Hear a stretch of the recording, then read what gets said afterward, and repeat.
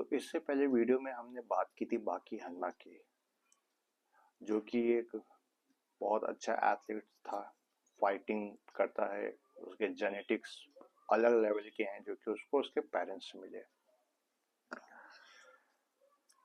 इससे पहले की वीडियो में हमने हेल्थ कंपोनेंट पे डिस्कस किया था कि कैसे बाकी हन्मा ने अपने हेल्थ कंपोनेंट पे वर्क किया और अपने फिटनेस को अचीव किया। ये जो एनिमे सीरीज है ये पूरी की पूरी फाइटिंग स्किल्स के ऊपर बेस्ड है, जिसमें कि बॉक्सिंग भी है, कुंफू भी है, मार्शल आर्टिस्ट भी है, सारी चीजें इंक्लूडेड है। हर एक एथलीट का एक अपना प्लस पॉइंट है, कोई कुंफू में अच्छा है, कोई बॉक्सिंग में अच्छा है, अलग अलग कॉम्बैट गेम में कोई एथलीट अच्छा है। बट ये सारी जो स्टोरी है वो बाकी हन्मा के ऊपर घूम रही है। क्यों?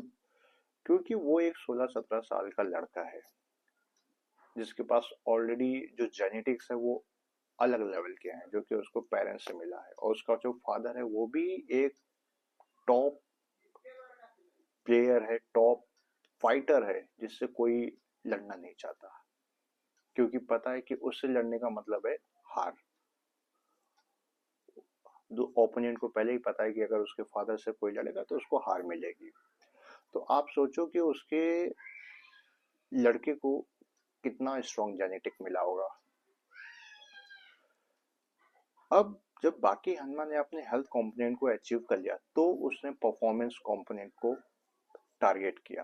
अब परफॉर्मेंस कंपोनेंट में आपके आते हैं speed, agility, coordination, power, reaction time. इन सारी चीजों पे उसने वर्क करना स्टार्ट किया।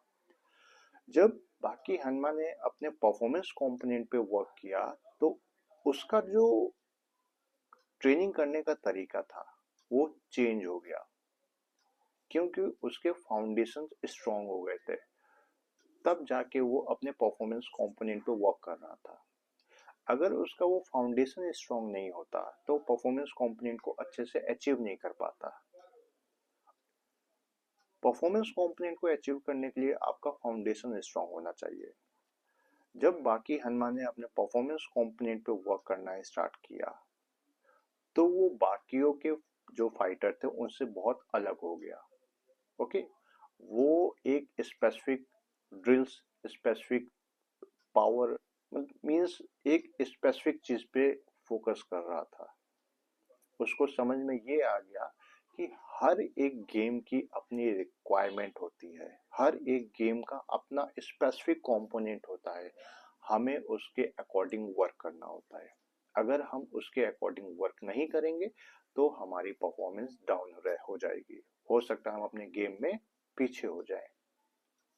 सेम बाकी हनुमा ने अपने परफॉर्मेंस कंपोनेंट को अचीव किया, और उसने दूसरे फाइटरों से जब फाइट की तो उसने ये ऑब्जर्व किया हर एक फाइटर का अपना एक स्टाइल होता है, अपना एक कंपोनेंट होता है, जिससे उसने उसकी कमी को भी पकड़ा और उसके प्लस पॉइंट को भी पकड़ा। ओके, अब उसको ये भी समझ में आ गया है कि हर एक एथलीट दूसरे एथलीट से अलग है, उसकी बिल्ड क्वालिटी अलग है, उसके जेनेटिक्स अलग है। तो यहाँ पे जिनके पास अच्छा जेनेटिक्स है बट उनकी ट्रेनिंग बहुत खराब है तो वो जेनेटिक्स भी किसी काम का नहीं है। लेकिन कोई एक ऐसा बंदा है जिसके पास अच्छी जेनेटिक्स नहीं है लेकिन उसकी ट्रेनिंग बहुत अच्छी है, कहीं ना कहीं वो एक अच्छे एथलीट को बीट कर सकता है। बट वो उस एथलीट को नहीं बीट कर सकता है जो कि ऑलरेडी एक एक्स्ट्रा ऑर्डिनरी जेनेटिक्स अपने बॉडी में लेके आया है और उसकी ट्रेनिंग भी एक अलग लेवल की है। तो ऑब्वियस सी बात है उसकी परफॉर्मेंस बहुत अलग होगी।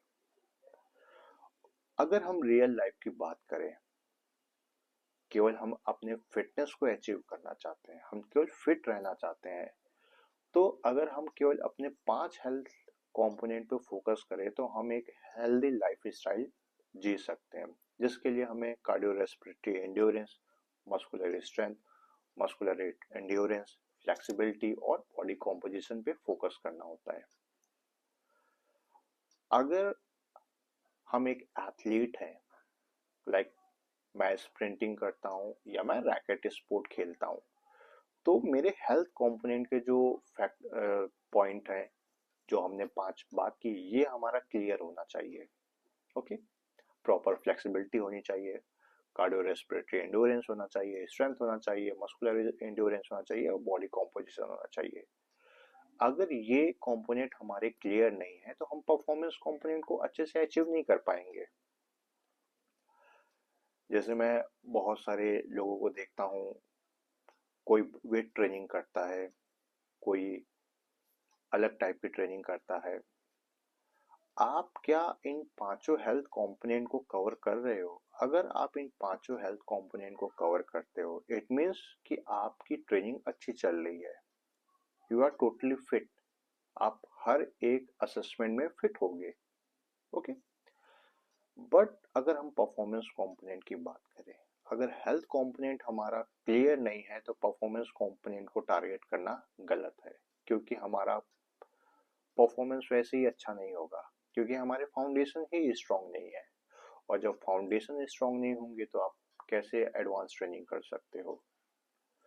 बट कोई एथलीट है जो अपने परफॉर्मेंस कंपोनेंट को और ज़्यादा इन्हेंस करना चाहता है, तो as a teacher, as a coach, आप पहले उसके हेल्थ कंपोनेंट को चेक करो, क्या वो हेल्थ कंपोनेंट उसके अच्छे हैं, उसके बाद उसके परफॉर्मेंस कंपोनेंट को टारगेट करो।